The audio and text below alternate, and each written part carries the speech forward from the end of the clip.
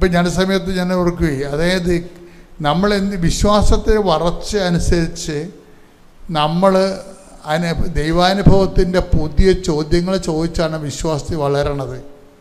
ഇപ്പം അപ്പോസ്തലന്മാരെ ഒരു കർത്താവ് വഞ്ചിയിൽ ഉറങ്ങിക്കിടന്നൊരു സ്ഥലമില്ലേ? അപ്പം ചില സമയത്തൊക്കെ ദൈവം ഇങ്ങനെ ഉറങ്ങിക്കിടക്കണ പോലെ കാണിക്കും. പക്ഷെ അപ്പോൾ അപ്പോസ്തലന്മാർ പറയണത് എന്താ? നീ ഗവനിക്കണില്ലേ? ഞങ്ങൾ നശിക്കാൻ പോകുന്നു, നീ ഗവനിക്കുന്നില്ലേ എന്ന് ചോദിക്കുമ്പോൾ കർത്താവ് ഉണർന്നിട്ട് കാറ്റിനെ ശാസിച്ചുകൊണ്ട് കടലിനോട് അടങ്ങാൻ പറയുമ്പോൾ അപ്പോസ്തലന്മാർ ഈ ശാന്തത കണ്ടിട്ട് ചോദിക്കണ ചോദ്യം എന്താണ്? ഇവൻ ആരാണ് കാറ്റും കടലും പോലും ഇവനെ അനുസരിക്കുന്നല്ലോ. അപ്പം അനുഭവങ്ങളിലൂടെയാണ് ആത്മീയത വളരണത്. കൃപാസനത്തിൽ എപ്പോഴും അനുഭവങ്ങൾക്കാണ് പ്രാധാന്യം. അതായത് ഐഡിയൽ സെറ്റിൻ്റെ പ്രാക്ടീസ്, നമുക്കുള്ളൊരു വിശ്വാസത്തെ നമ്മൾ പ്രയോഗത്തിലേക്ക് സെറ്റ് ചെയ്യും. അങ്ങനെ വരുമ്പോഴാണ് ആൾക്കാർക്ക് അനുഭവങ്ങൾ കിട്ടണത്. അപ്പോഴും ഒരു ചോദ്യം വരും, എന്താണ് ഇവൻ ആരാണ്? ഇപ്പം നമ്മളിപ്പോൾ കണ്ട സാക്ഷിയില്ലേ ഡേവിഡ് എന്തൊരു ആ കുഞ്ഞ് സംസാരിക്കണില്ലെന്നേ ഉള്ളൂ, പക്ഷെ ഡേവിഡ് ഏതാണ്ട് സ്വർഗം കുട്ടിയെ പോലെയാണ് പറയണത്. എന്താണ് ഇവൻ വയലൻ്റ് ആണെന്ന്, നാട്ടുകാരെ ഉപദ്രവിക്കുമായിരുന്നു, ഇവന് ഓർത്തിട്ട് ഞങ്ങൾക്ക് എപ്പോഴും അസമാധാനമായിരുന്നു. ഇപ്പം ഇവൻ ശാന്തനായി, ഇവൻ സൗമ്യനായി, ഇവന് ഇപ്പം ഫുൾ ടൈം ക്ലാസ്സിലിരിക്കുകയാണ്. പണ്ട് 11 മണിയാകുമ്പോൾ അവിടെ നിന്ന് വിളിച്ചുകൊണ്ട് പോരണതാണ്. ഇന്നിപ്പോൾ ടീച്ചർ തന്നെ പറഞ്ഞു അവൻ്റെ ഗുഡ് ബോയ് ആയവൻ അവന് വൈകുന്നേരം വരെ ഇരിക്കുന്നുണ്ട്, ഒരു കുഴപ്പമില്ലെന്ന്. വെറും ഉടമ്പടിത്തേലും നാവെ തേച്ചതാണേ. അതാണ് ഇവൻ ആരാണ്. അപ്പം നമ്മൾ തോന്നുന്നു ഇവൻ ആരാണ്? കാറ്റും കടലും പോലും ഇവനെ അട്ടയ്ക്കപ്പെടപ്പാട് ശ്രുതികട hallelujah hallelujah hallelujah hallelujah hallelujah യേശുവേ നന്ദി hallelujah hallelujah hallelujah hallelujah hallelujah യേശുവേ സ്തുതി ഹല്ലേലൂയ ഹല്ലേലൂയ സ്നേഹിച്ചിട ആവതില്ല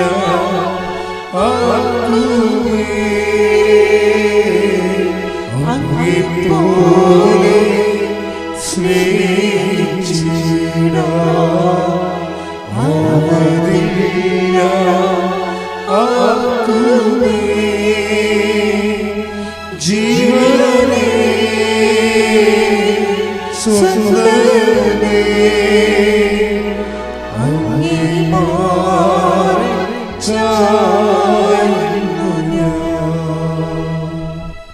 മത്തായി 8:27. അവർ ആശ്ചര്യപ്പെട്ടു പറഞ്ഞു, ഇവൻ ആര്? കാറ്റും കടലും പോലും ഇവനെ അനുസരിക്കുന്നുവല്ലോ. അപ്പം ഇങ്ങനെ അടയാളങ്ങൾ കാണുമ്പോൾ നമ്മൾ എന്ത് ചെയ്യണം? ദൈവത്തെ അന്വേഷിച്ച് പോകണം. ദൈവത്തെ ഇവൻ ആരാണെന്ന് ചോദിക്കണം. എന്നിട്ട് കർത്താവിനെക്കുറിച്ചുള്ള അറിവിൽ നമ്മൾ വളരണം. ഇനി ദൈവം അങ്ങനെ വളർന്നു കഴിഞ്ഞാൽ, അങ്ങനെ ചോദിച്ചാൽ, കർത്താവിൻ്റെ അനുഭവത്തിൽ വളരാൻ വേണ്ടി പ്രാർത്ഥിച്ചാൽ, പിന്നീട് നമ്മളെ വളർത്തിയിട്ട് ദൈവം നമ്മളോട് ചോദിക്കും, എന്താണ്? ഞാൻ ആരാണെന്നാണ് ജനങ്ങളെ പറയണത്. പിന്നെ ചോദിക്കണത് എന്താണ്? ഞാൻ ആരാണെന്നാണ് നിങ്ങൾ പറയുന്നത്. കണ്ട, ഓരോ ചോദ്യത്തിലൂടെയാണ് ദൈവത്തെക്കുറിച്ചുള്ള അറിവിൽ നമ്മൾ വളർന്ന് വരണത്. അപ്പം കഴിഞ്ഞ കൊല്ലം എന്തിനാണ് നിങ്ങളുടെ പ്രസംഗം കേൾക്കണത്? എന്തുകൊണ്ടാണ് നിങ്ങളുടെ പ്രബോധനം കേൾക്കണത്? അതായത് നമ്മളുടെ വയസ്സിനൊപ്പമെങ്കിലും നമുക്ക് അറിവ് വേണം ദൈവത്തെക്കുറിച്ച്. അല്ല, പണ്ട് വേദപാഠം പഠിച്ചപ്പോൾ ഉണ്ടായിരുന്ന അറിവും വെച്ചുകൊണ്ടിരുന്നിട്ട് ഒരു കഥയുമില്ല. ഇപ്പം ഞാനുണ്ടല്ലോ, ഇപ്പം ഞാൻ ഇവിടെ കുറച്ച് മുമ്പ് ഇവിടെ ഇല്ലായിരുന്നു. ഞാൻ ഈ 10 കൊല്ലമായ ഒരു ഇംഗ്ലീഷ് മീഡിയം സ്കൂളിൻ്റെ വാർഷികമായിരുന്നു. അപ്പോൾ ആ വാർഷികത്തിൽ പങ്കെടുക്കാൻ പോയിരിക്കുകയായിരുന്നു. അത് ഞാൻ പണ്ടിരുന്ന പള്ളിയാണ്. അവിടെ ഞാൻ പള്ളി വെച്ചെന്നൊക്കെ പറഞ്ഞത്. ഈ പള്ളിയിലാണ് ഞാൻ അഭിഷേകപിതാവ് മധ്യസ്ഥനായിട്ട് വന്നെന്ന് പറഞ്ഞത്. ഞാനിപ്പോൾ പറയണത് അനുഭവങ്ങളെക്കുറിച്ചാണ് പറയണത്. അതായത് നിങ്ങൾ ദൈവത്തോട് അനുഭവങ്ങൾ ചോദിക്കണം. പക്ഷെ എന്തിനു വേണ്ടിയാണ്? ദൈവത്തെ അറിയാനും ആ അറിഞ്ഞ അറിവിൽ ജീവിക്കാനും മറ്റുള്ളവർക്ക് ദൈവത്തെ പറഞ്ഞു കൊടുക്കാനും ആയിരിക്കണം. നിങ്ങൾ ദൈവത്തോട് ചോദിക്കണം. കാര്യം അപ്പം അന്ന് ഞാൻ ഈ പള്ളി വെച്ച് കഴിഞ്ഞപ്പോഴുണ്ടല്ലോ, ഇപ്പം ഞങ്ങളുടെ ഇടവകയിൽ മഠവും ഇല്ല, ഒരു സ്ഥാപനവും ഇല്ല. മഠവും ഇല്ല, സ്ഥാപനവും ഇല്ല, സ്കൂളൊന്നും ഇല്ല. അപ്പം ഞാൻ ഉടനെ എനിക്ക് പോകാനുള്ള സമയമായി. ഒരു കൊല്ലമേ ഉള്ളൂ എനിക്ക് അവിടുന്ന് പോകാൻ. ഈ ഒരു കൊല്ലത്തിനുള്ളിൽ ഒരു മഠവും വേണം, സ്ഥാപനവും ഉണ്ടാകണം. അപ്പം ഞങ്ങളെന്ത് ചെയ്ത്, ഞങ്ങൾ ജപമാല ചൊല്ലി, ഒരു മാസം മുഴുവൻ ജപമാല ചൊല്ലി.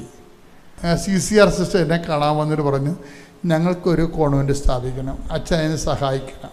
അപ്പം ഞാൻ പിന്നെ അവിടെ കൂടെ പോയി കുറേ സ്ഥലങ്ങൾ കണ്ടുപിടിച്ച് ഒരു 3 ഏക്കർ സ്ഥലം വാങ്ങിച്ച് ഞങ്ങൾ അപ്പം തന്നെ കോൺവെൻറ്റ് സ്ഥാപിച്ച് കഴിഞ്ഞപ്പോൾ തന്നെ അതിൻ്റെ ഒപ്പം തന്നെ ഞാൻ ആ ഒരു കൊല്ലം കൊണ്ട് സ്കൂളുമായി, ഒരു കൊല്ലം കൊണ്ട് കോൺവെൻറ്റ്. അപ്പോൾ ഇതെല്ലാം ദൈവത്തിൻ്റെ കയ്യിലുണ്ടേ, ഇതെല്ലാം ദൈവത്തിൻ്റെ കയ്യിലുണ്ട്. നമ്മൾ ദൈവത്തെ അറിയണത് ദൈവത്തിന് വേണ്ടി കൂടിയാകണം. അല്ലാതെ നമ്മുടെ കുടുംബത്തിന് വേണ്ടി മാത്രമായാൽ നമുക്ക് ദൈവം നമ്മുടെയൊക്കെ അത് ഇൻട്രാക്ട് ചെയ്യത്തില്ല. എല്ലാ ആൾക്കാർക്കും പറ്റണ ഏറ്റവും വലിയ അബദ്ധം അതാണ്. ദൈവത്തെ അറിയണം. എന്തിനാണ് അറിയണത്? അവരെ മകളുടെ കാര്യം. ഈ ഇന്നലെ 76 വയസ്സുള്ള വല്യമ്മ എന്നെ കാണാൻ പറഞ്ഞു. ഞാൻ പറഞ്ഞു, വല്യമ്മക്ക് ഉടമ്പടി ചീട്ട് തന്ന ആളെ ഞാൻ വെടിവെച്ച് കൊല്ലുമെന്ന് പറഞ്ഞു. ഈ 76 വയസ്സുകാരൻ എന്ത് ഉടമ്പടി ചെയ്യാനാണ്? പറ്റിപ്പാണ്. അതിന് ഇവരെന്താ പറയണത്? പേരക്കിടാങ്ങളുടെ കാര്യം. അപ്പം ഞാൻ ഈ പേരക്കിടാങ്ങളുടെ തള്ളേന്തി, അവളവിടെ ഉണ്ട്, അവൾക്കൊന്നും നേരെയില്ല. ഈ വല്യമ്മ 76 വയസ്സുള്ള വല്യമ്മ 10 കൊടുക്കത്തില്ല. ഉടമ്പടിയുടെ കാര്യം ഇവിടെ വന്ന് ചീട്ടും മേടിച്ച് അച്ഛനെ കാണാൻ വേണ്ടിയാണ് ഈ കളി മുഴുവൻ കളിച്ചു കൂട്ടുന്നത്. അപ്പോൾ ഇങ്ങനെ പോയാൽ 75 90 വയസ്സ് ജീവിച്ചിട്ടും കാര്യമില്ല. ദൈവത്തിന് തോന്നണം, ദൈവത്തിന് വേണ്ടി കൂടിയാണ് നമ്മൾ ജീവിക്കണമെന്ന്. ദൈവത്തിന് വേണ്ടി കൂടിയാണ് ജീവിക്കണമെന്ന് തോന്നിയാൽ ദൈവം പിന്നെ നമ്മളെ വിട്ടു പോകത്തില്ല. ഇങ്ങനെ വരാൻ ഒരു സ്ഥലമാണ് ഈ കൃപാസനം എന്ന് പറയണത്. കൃപാസനത്തിൻ്റെ ആധ്യാത്മികത എന്ന് പറഞ്ഞാൽ കരിസ്മാറ്റിക് ആധ്യാത്മികത ഒന്നുമല്ല. ഇതിൻ്റെ ആധ്യാത്മികത എന്ന് പറയണത് ടാഞ്ചിബിളായിട്ടുള്ള ദൈവത്തിന് വേണ്ടി ജീവിക്കാൻ ആഗ്രഹിക്കുന്ന ദൈവത്തിൻ്റെ പ്രേക്ഷിതരും മിഷണറിമാരായിട്ടുള്ളവരെ ട്രെയിൻ ചെയ്യുന്ന സ്ഥലമാണിത്. അങ്ങനെ മിഷണറിയായിട്ട് ചെയ്ത് ദൈവത്തിന് തോന്നിയാൽ ദൈവം നമ്മളെ വിട്ടുപോരത്തില്ല. കാര്യം ഞാൻ ആ പള്ളി വെച്ച് തീർന്നപ്പോൾ 1 കോടി, അന്ന് എനിക്കധികം കാശായില്ല, പക്ഷെ ഇപ്പോഴൊക്കെ 3-4 കോടിയൊക്കെ രൂപ അതിന്. എനിക്ക് 1,25,00,000 രൂപയുള്ളൂ ആ പള്ളി വെക്കാൻ. പക്ഷെ അത് ഞങ്ങൾക്ക് കിട്ടാൻ പാടായിരുന്നു. കാര്യം ഞങ്ങൾക്ക് 75 വീട്ടുകാരേ ഉള്ളൂ, 125 വീട്ടുകാരേ ഉള്ളൂ. അപ്പം അതിൽ നിന്ന് എക്സ്ക്യൂസ് ചെയ്തെടുക്കണം. ഭയങ്കര പാടായിരുന്ന വിഷയം. അപ്പം അത് എങ്കിലും നടന്ന കാര്യങ്ങൾ. ദൈവനാമത്തിന് മഹത്വം ഉണ്ടായിരിക്കട്ടെ. പരിശുദ്ധമ്മ മാതാവിൻ്റെ മാധ്യസ്ഥം വഴി ഈശോ എനിക്ക് സാധിച്ചു തന്ന എല്ലാ അനുഗ്രഹങ്ങൾക്കും കൃപകൾക്കും കോടാനുകൂടി നന്ദി അർപ്പിക്കുന്നു. 2ാമത്തെ തവണയാണ് ഞാൻ ഇവിടെ സാക്ഷ്യം പറയാനായി നിൽക്കുന്നത്. എൻ്റെ പേര് സിനി എന്നാണ്.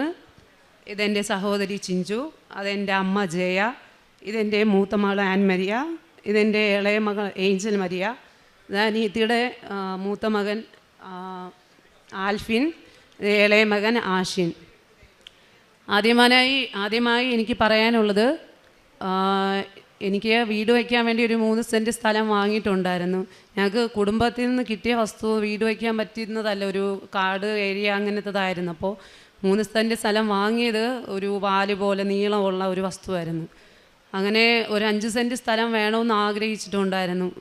ഞാൻ അതിനു മുമ്പ് ഒരു കാര്യം പറയാൻ വിട്ടുപോയി. ആദ്യമായി ഞാൻ ഇവിടെ കൃപാസനത്തിനെ കുറിച്ച് അറിയുന്നത് ഒരിക്കൽ എൻ്റെ വീടിനടുത്ത് ഒരു പള്ളിയിൽ പോയപ്പോൾ ആളുകളുടെ കയ്യിൽ കൃപാസനം എന്ന പേരുള്ള ഒരു പത്രം ഇരിക്കുന്നത് അങ്ങനെ കണ്ടിട്ടുണ്ടായിരുന്നു. പക്ഷെ അതെന്താണെന്ന് എനിക്ക് അറിയത്തില്ലായിരുന്നു.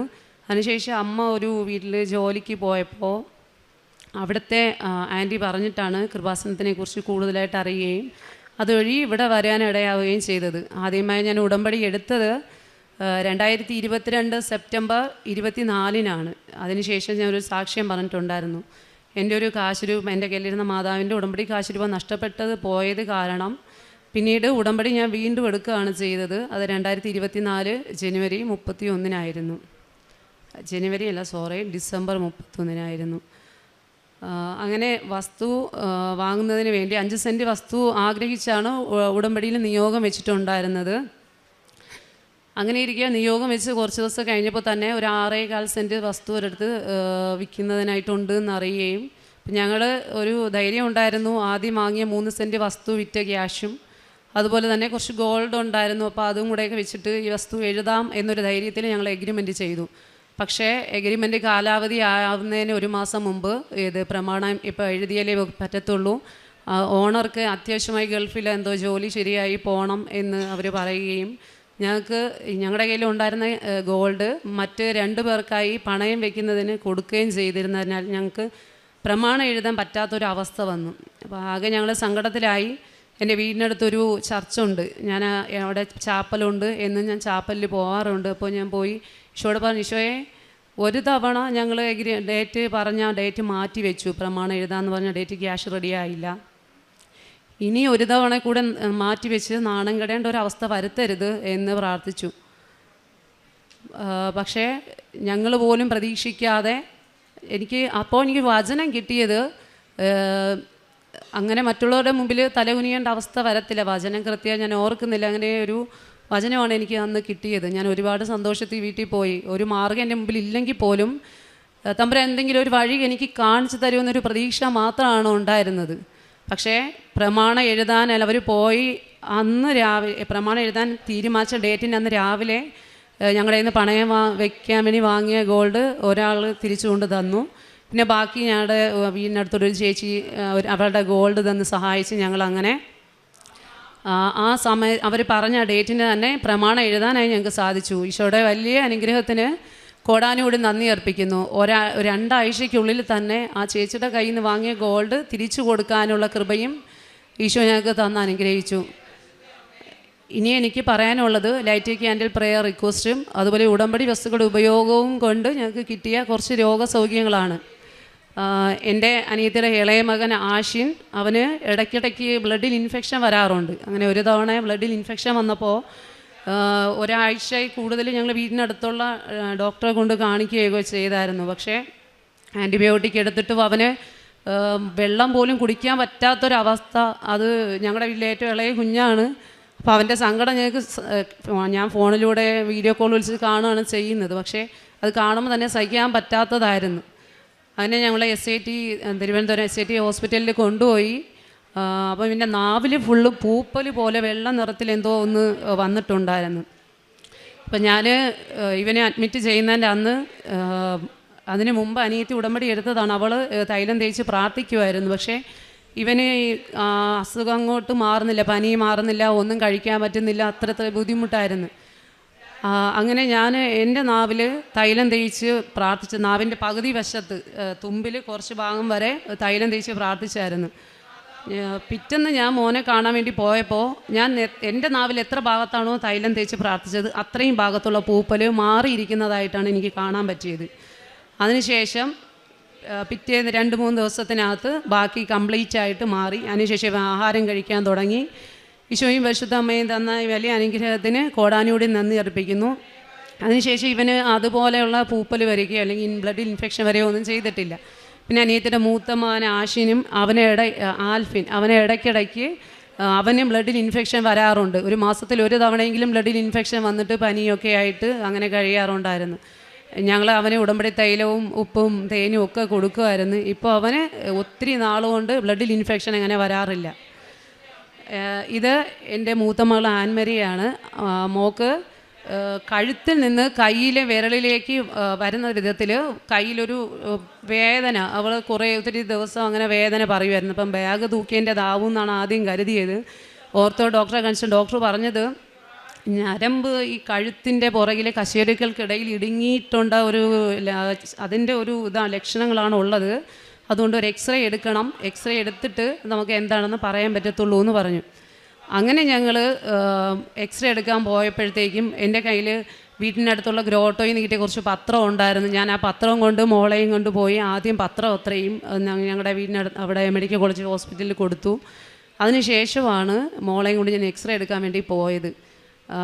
ഉടമ്പടി ഉപ്പ് ഞാൻ എക്സ്റേ എടുക്കാൻ കയറുന്നതിന് മുമ്പ് പുറത്തിട്ട് പ്രാർത്ഥിച്ചായിരുന്നു. മോളുടെ കഴുത്തിൽ തൈലം തേച്ച് പ്രാർത്ഥിച്ചിട്ടായിരുന്നു കയറിയത്.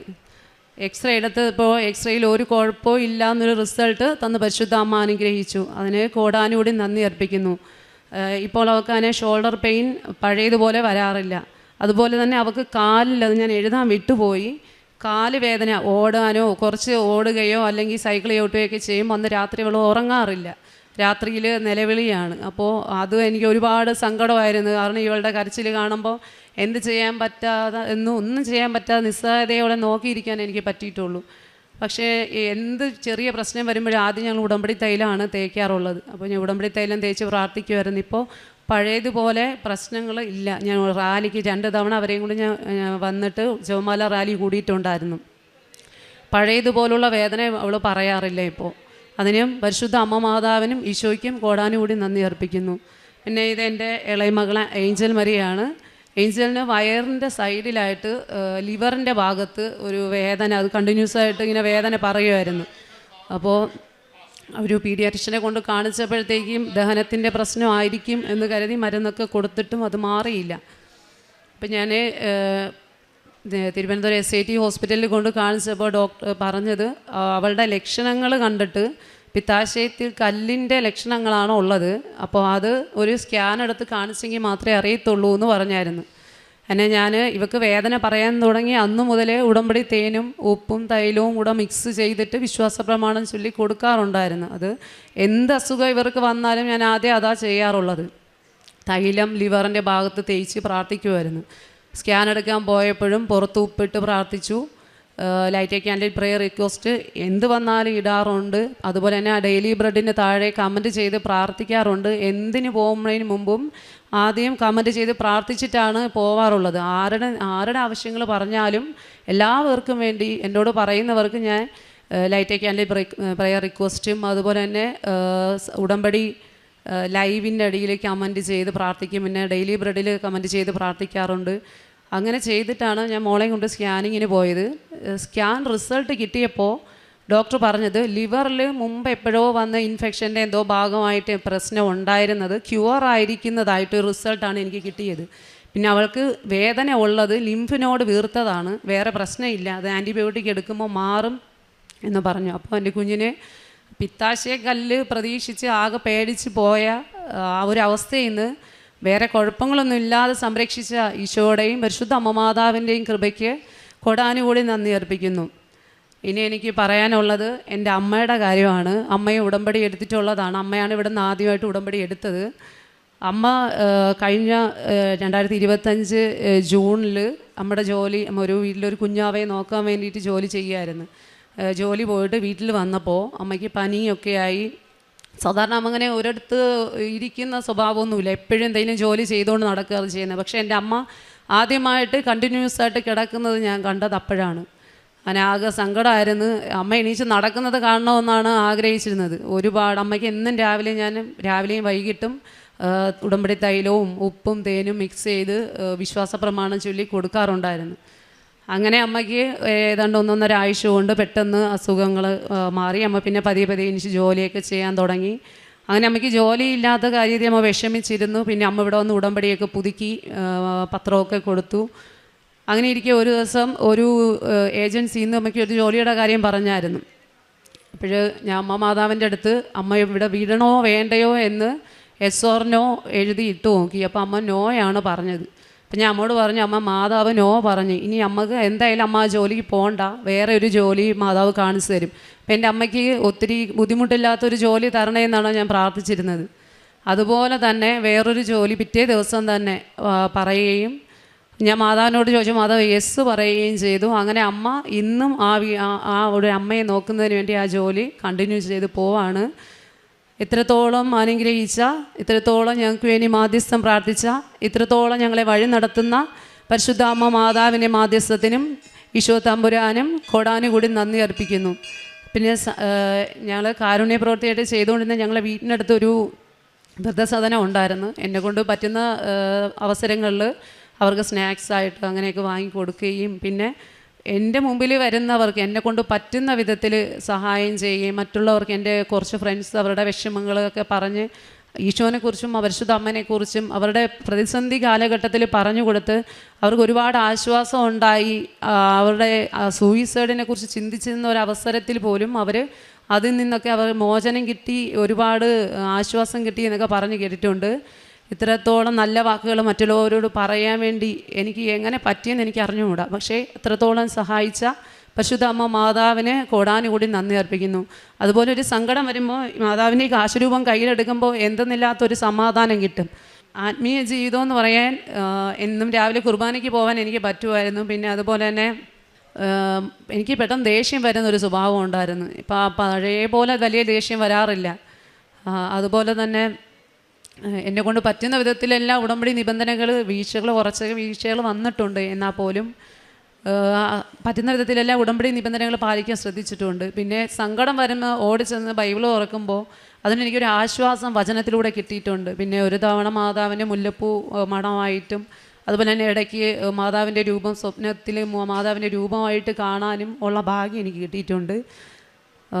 ഇത്രയും സാക്ഷ്യം പറയാൻ പറ്റുമെന്ന് പ്രതീക്ഷിച്ചല്ല, ആകെ വറച്ചിട്ടാണ് ഇവിടെ നിന്നത്. എന്നാൽ ഇത്രയും സഹായിച്ച പരിശുദ്ധ അമ്മ മാതാവിനും ഈശോയ്ക്കും കോടാനുകൂടി നന്ദി അർപ്പിച്ചുകൊണ്ട് എൻ്റെ സാക്ഷ്യം ദൈവമഹത്വത്തിനായി സമർപ്പിക്കുന്നു.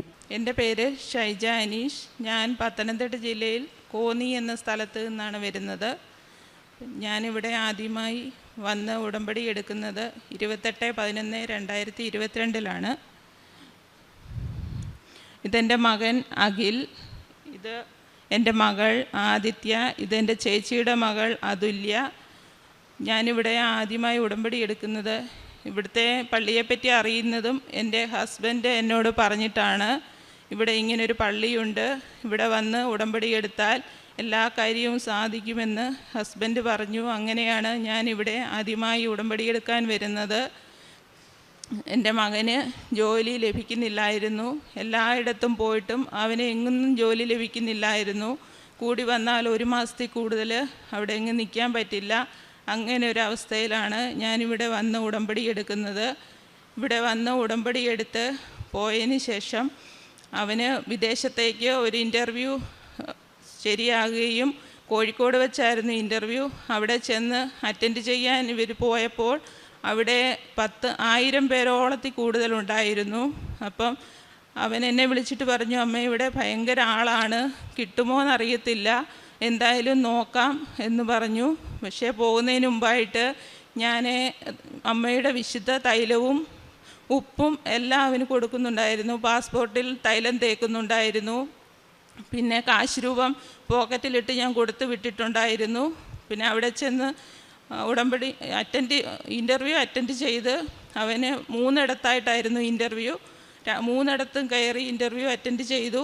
അപ്പോൾ എന്നോട് വിളിച്ചിട്ട് പറഞ്ഞു, അമ്മേ പിന്നെ അവിടെ ഇതുപോലെ 3 ഇടത്ത് കയറി ഇൻ്റർവ്യൂ അറ്റൻഡ് ചെയ്തു. അപ്പോൾ എൻ്റെ പാസ്പോർട്ട് അവിടെ മേടിച്ച് വെച്ചിട്ടുണ്ട്.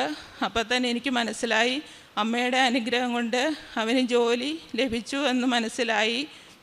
പിന്നെ അവിടെ നിന്ന് ഇറങ്ങിക്കഴിഞ്ഞ് വീട്ടിൽ വന്ന് പിന്നെ 44-ാമത്തെ ദിവസം അവന് ജോലി ശരിയായി. ഞാൻ ഉടമ്പടി എടുത്ത് 44-ാമത്തെ ദിവസമാണ് മകന് ജോലി ശരിയായത്. വിദേശത്ത് അവരുടെ കമ്പനിയിൽ തന്നെയുള്ള എല്ലാ സൗകര്യങ്ങളോടും കൂടി അവന് ജോലി കിട്ടിയപ്പോൾ ഞാൻ പ്രാർത്ഥിച്ചത്, മാതാവേ എൻ്റെ കുഞ്ഞ് ചെല്ലുമ്പോൾ നല്ല ഭക്ഷണം, താമസം ഇതൊക്കെ ലഭിക്കണം. ശമ്പളം കുറഞ്ഞാലും കുഴപ്പമില്ല, നല്ല രീതിയിലുള്ള ഭക്ഷണവും താമസവും എല്ലാം ലഭിക്കണം അവന് എന്നാണ് ഞാൻ ആഗ്രഹിച്ചത്. അതുപോലെ തന്നെ അവരുടെ കമ്പനിയുടെ വകയായിട്ട് ഉള്ള നല്ല ഭക്ഷണവും നല്ല താമസ സൗകര്യവും ആയിട്ട് അവന് ലഭിച്ചു. സെയിൽസിനായിട്ടാണ് ഇവിടുന്ന് കയറിപ്പോയത്. അവിടെ ചെന്ന് കഴിഞ്ഞിട്ട് ബെസ്റ്റ് എംപ്ലോയി ആയിട്ട് 2 പ്രാവശ്യം അവനെ തിരഞ്ഞെടുത്തു. പിന്നെ പോകുന്നതിന് മുമ്പായിട്ട് ഇവിടെ അച്ഛനെ വന്ന് കാണാനും അച്ഛൻ്റെ അനുഗ്രഹം ലഭിക്കാനും പറ്റി. അച്ഛന് കാശ് രൂപം കൊടുത്തു.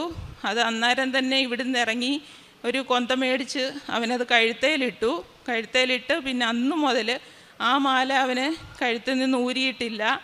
അതുകൊണ്ട് എപ്പോഴും അമ്മ അവൻ്റെ കൂടെ ഉണ്ടെന്നുള്ള നല്ല വിശ്വാസം ഞങ്ങൾക്കും ഉണ്ടായിരുന്നു. അങ്ങനെ 2 പ്രാവശ്യം ബെസ്റ്റ് എംപ്ലോയി ആയിട്ട് അവനെ തിരഞ്ഞെടുത്തു. അത് കഴിഞ്ഞ് പിന്നെ ഞാൻ അടുത്ത ഉടമ്പടി പുതുക്കിയപ്പോൾ ഞാൻ അമ്മയോട് പറഞ്ഞു, അമ്മയെ ഒരു ജോലിക്കയറ്റം അവന് ലഭിക്കണം, സെയിൽസിൽ നിന്ന് ഉള്ള ഒരു ജോലിക്കയറ്റം അവനുണ്ടാകണം എന്ന് പ്രാർത്ഥിച്ചു. അങ്ങനെ പിന്നെ പിറ്റേ മാസം തന്നെ അവന് മാനേജർ പോസ്റ്റിലോട്ട് അവന് ജോലി അവിടെ ലഭിച്ചു. ഒരു ഷോപ്പ് മുഴുവൻ അവരവനെ ഏൽപ്പിച്ചു. ഇത്ര പരിചയം മാത്രമുള്ള അവനെ വിശ്വാസത്തോടെ ഒരു ഷോപ്പ് മുഴുവൻ ഏൽപ്പിച്ചിട്ട് അതിൻ്റെ മാനേജർ പോസ്റ്റിലേക്ക് അവനെ നിയമിച്ചു. എല്ലാം പരിശുദ്ധാമ്മയുടെ അനുഗ്രഹം കൊണ്ടും ഈശോപ്പയുടെ അനുഗ്രഹം കൊണ്ടുമാണെന്ന് ഞാൻ വിചാരിക്കുന്നു. പിന്നെ എൻ്റെ മകൾക്ക് PGക്ക് അഡ്മിഷൻ കിട്ടാൻ ഭയങ്കര ബുദ്ധിമുട്ടായിരുന്നു. ഡിഗ്രി പഠിച്ച കോളേജിൽ തന്നെ അഡ്മിഷൻ വേണമെന്ന് ഞങ്ങൾ ആഗ്രഹിച്ചു. പക്ഷെങ്കിൽ അഡ്മിഷൻ കിട്ടുന്നില്ലായിരുന്നു. അങ്ങനെ ഞങ്ങൾ അവരെ ചോദിച്ചപ്പോൾ അവർ നമ്മളോട് പറഞ്ഞത് 50,000 രൂപ ഡൊണേഷൻ ഉണ്ടെങ്കിൽ നിങ്ങൾക്ക് അഡ്മിഷൻ തരാമെന്നാണ് പറഞ്ഞത്. പക്ഷെ നമുക്കതിന് പറ്റില്ലായിരുന്നു. അങ്ങനെ മോളും ഞാനും കൂടെ നല്ല രീതിയിൽ അമ്മ മാതാവിനോട് അപേക്ഷിച്ചു, നല്ല രീതിയിൽ കരഞ്ഞു പ്രാർത്ഥിച്ചു എന്ന് പറയാം. അങ്ങനെ മോൾക്ക് അവസാനം വന്നപ്പോൾ അവിടെ 2 സീറ്റ് വന്നു. അപ്പം മെറിറ്റിൽ തന്നെ അവൾക്ക് കിട്ടി അവിടെ. അങ്ങനെ അമ്മയുടെ ഒരു വലിയ അനുഗ്രഹം ലഭിച്ചു. പിന്നീട് ഇവിടുന്ന് ഉടമ്പടി ഞാൻ വെക്കാത്ത ഒരു കാര്യം എൻ്റെ ഒരു രോഗസൗഖ്യമാണ്. ഞാനിവിടുന്ന് ഉടമ്പടി വെച്ചിട്ടില്ലായിരുന്നു. ആ ഒരു രോഗസൗഖ്യം എനിക്ക് ബ്രീത്തിങ് പ്രോബ്ലം ഉണ്ടായിരുന്നു. എന്ന് വെച്ചാൽ അടച്ചിട്ട റൂമുകളിലൊന്നും എനിക്ക് കിടക്കാനോ ഇരിക്കാനോ ഒന്നും പറ്റാത്തൊരവസ്ഥ ഉണ്ടായിരുന്നു. അത് നല്ല രീതിയിലുണ്ടായിരുന്നു. ചിലപ്പോൾ ഉറങ്ങാതൊക്കെ ഞാനത് ഇരിക്കുമായിരുന്നു. അതുപോലൊരു ബുദ്ധിമുട്ടായിരുന്നു. ഇവിടുന്ന് ഞാൻ ഉടമ്പടി എടുത്ത് വീട്ടിൽ ചെന്നിട്ട് അമ്മയോട് ഞാൻ ഫസ്റ്റ് പറഞ്ഞത് അതാണ്, അമ്മ എൻ്റെ ഈ ഒരു ബുദ്ധിമുട്ട് എനിക്ക് മാറ്റിത്തരണം, എനിക്കിതൊരു ഭയങ്കര ബുദ്ധിമുട്ടാണ് അമ്മേ, എനിക്കത് മാറ്റിത്തരണമെന്ന് പറഞ്ഞു. അന്ന് തന്നെ ഞാനൊരു പത്രം മടക്കി എൻ്റെ തലയണയുടെ കീഴിൽ വെച്ചു. പിറ്റേ ദിവസം മുതൽ ആ ഒരു ബുദ്ധിമുട്ട് എനിക്കുണ്ടായിട്ടില്ല. അന്ന് പിറ്റേന്ന് മുതൽ പിന്നെ എനിക്ക് അങ്ങനെ പ്രശ്നമേ ഇല്ല. എനിക്ക് എങ്ങനെയും റൂമടച്ചാലും ഒന്നും എനിക്കൊരു പ്രശ്നം ഉണ്ടായിട്ടില്ല. പിന്നെ വർഷങ്ങൾ കൊണ്ട് എൻ്റെ പുറത്തൊരു പരുവ് പോലെ വരും. അതെല്ലാ വർഷവും ഹോസ്പിറ്റലിൽ പോയി അത് കീറിക്കളഞ്ഞാൽ മാത്രമേ അത് പോകത്തുള്ളായിരുന്നു. അപ്പോൾ ഇവിടുന്ന് ഉടമ്പടി എടുത്ത് പോയി കഴിഞ്ഞും ഉടമ്പടി എടുക്കുന്ന സമയത്ത് ചെറിയ രീതിയിൽ അത് ഉണ്ടായിരുന്നു. അത് കഴിഞ്ഞ് എനിക്കത് വീണ്ടും അത് പഴുത്തു. ഹോസ്പിറ്റലിൽ പോകാൻ വിളിച്ചു, ഞാൻ പോയില്ല. ഞാൻ പറഞ്ഞു ഞാൻ ഉടമ്പടി എടുത്തതാണ്, അതുകൊണ്ട് ഞാൻ വരുന്നില്ല. പിന്നെ അമ്മയുടെ തൈലം ഞാൻ തൂക്കാൻ തുടങ്ങി. അങ്ങനെ കഴിഞ്ഞു. പിന്നെ കുറേ ദിവസങ്ങൾ കഴിഞ്ഞപ്പോൾ അത് പഴുത്തത് പൊട്ടി നല്ല രീതിയിൽ അതിൽ നിന്ന് പഴുപ്പ് പോയി കഴിഞ്ഞ് ഇപ്പോൾ 3 വർഷമാകുന്നു. ഇന്ന് വരെ എനിക്ക് ആ ഒരു ബുദ്ധിമുട്ട് എനിക്ക് ഉണ്ടായിട്ടില്ല. അമ്മ മാതാവിൻ്റെ അനുഗ്രഹം കൊണ്ട് ആ ഒരു അസുഖവും മാറിക്കിട്ടി. പിന്നെ എൻ്റെ ചേച്ചിയുടെ അവൾക്ക് അഡ്മിഷൻ TTCക്ക് അഡ്മിഷൻ വേണമായി, അവൾ ഒരു സ്കൂളിൽ വേണമെന്ന് അവൾ വാശി പിടിച്ചു. അപ്പോൾ അവിടെ ചോദിച്ചപ്പോൾ അവിടെ അഡ്മിഷൻ ഇല്ല. ആദ്യം കിട്ടുമെന്ന് പ്രതീക്ഷിച്ചിരുന്നു. പക്ഷെങ്കിൽ അവൾക്ക് പിന്നീട് അവർ പറഞ്ഞു അവിടെ അഡ്മിഷൻ ഇല്ല, എല്ലാം തീർന്നു, അഡ്മിഷനെല്ലാം തീർന്നു പോയി, ഇനി അഡ്മിഷൻ ഇല്ല, അടുത്ത വർഷം വെയിറ്റ് ചെയ്യൂ, അടുത്ത വർഷം നിങ്ങൾക്ക് കിട്ടുമെന്ന് പറഞ്ഞു. അപ്പോൾ അതൊരു ഭയങ്കര വിഷമമായി. അവൾ എന്നെ വിളിച്ചിട്ട് പറഞ്ഞു, ഇതുപോലെ കുഞ്ഞമ്മേ ഇങ്ങനൊരു ബുദ്ധിമുട്ടാണ്, കുഞ്ഞമ്മ മാതാവിനോടൊന്ന് പ്രാർത്ഥിക്ക്, എനിക്കിതുപോലെ അഡ്മിഷൻ കിട്ടണം, എനിക്ക് അവിടെ തന്നെ വേണം, വേറെ ഒരു കോളേജിലും എനിക്ക് വേണ്ട, അവിടെ വേണമെന്ന് പറഞ്ഞു. അങ്ങനെ ഞാൻ അമ്മ മാതാവിനോട് പ്രാർത്ഥിച്ചു കഴിഞ്ഞിട്ട് അവിടെ ആ സമയത്ത് ഒരു അഡ്മിഷൻ എടുത്ത ഒരു കുട്ടി അവിടുന്ന് പോയി കഴിഞ്ഞപ്പോൾ പിന്നെ അവിടുത്തെ സാറ് ഇവരെ വിളിച്ചിട്ട് പറഞ്ഞു, ഇതുപോലെ മോൾക്ക് അഡ്മിഷൻ വേണമെങ്കിൽ വന്ന് ജോയിൻ ചെയ്തോളാൻ പറഞ്ഞു.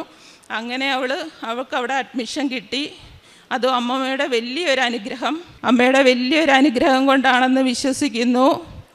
അതിൽ പിന്നെ അവൾക്കും ഭയങ്കര വിശ്വാസമാണ്, അമ്മ മാതാവിനെ ഭയങ്കര വിശ്വാസമാണ്. അവളിവിടെ വന്ന് ഉടമ്പടി എടുത്തിട്ടുണ്ട്. പിന്നെ അവൾക്ക് കുറച്ച് കാര്യങ്ങളൂടെയൊക്കെ സാധിക്കാനുണ്ട്. അത് കഴിയുമ്പോൾ അവൾ സാക്ഷ്യം പറയും. പിന്നെ എല്ലാ കാര്യത്തിലും അമ്മ മാതാവ് ഞങ്ങളുടെ കൂടെ തന്നെ, ചെറുതും വലുതുമായ എല്ലാ കാര്യത്തിലും അമ്മ കൂടെ നിൽക്കുന്നുണ്ട്. ഏത് കാര്യം വന്നാലും ഒരു ഭയമില്ല, പേടിയില്ല. ഈ ഉടമ്പടി എടുത്തതിന് ശേഷം യാതൊരു പേടിയുമില്ല. നമുക്ക് എന്തു വന്നാലും അമ്മ കൂടെ ഉണ്ടെന്നുള്ള നല്ല വിശ്വാസത്തോടാണ് നമ്മൾ മുമ്പോട്ട് പോകുന്നത്. പിന്നെ കാരുണ്യപ്രവൃത്തി, നമ്മൾ അനാഥാലയങ്ങളിൽ പോകും. അനാഥാലയങ്ങളിൽ പോയി അവിടെ ഭക്ഷണം കൊടുക്കും. പിന്നെ പൊതികൾ കെട്ടി വഴിയിലിരിക്കുന്ന എല്ലാ ഭിക്ഷക്കാർക്കും അങ്ങനെയുള്ള ആൾക്കാർക്ക് പിന്നെ രോഗമുള്ള ആൾക്കാർക്ക് നമ്മളെ കൊണ്ട് പറ്റുന്ന രീതിയിൽ ധനസഹായം നമ്മൾ ചെയ്യും. അങ്ങനെ പിന്നെ ദിവസവും ബൈബിള് വായിക്കും.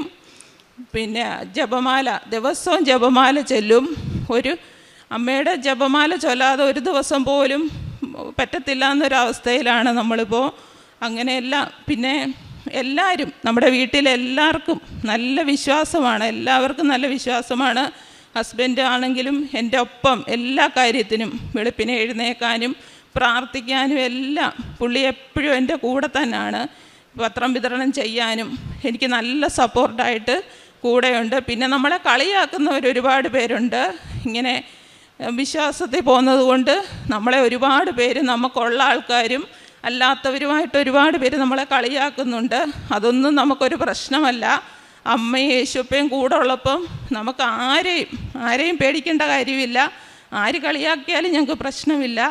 ഇത്രയും അനുഗ്രഹങ്ങൾ തന്ന ഈശോപ്പയ്ക്കും പരിശുദ്ധ അമ്മയ്ക്കും 1000 നന്ദി പറയുകയാണ്.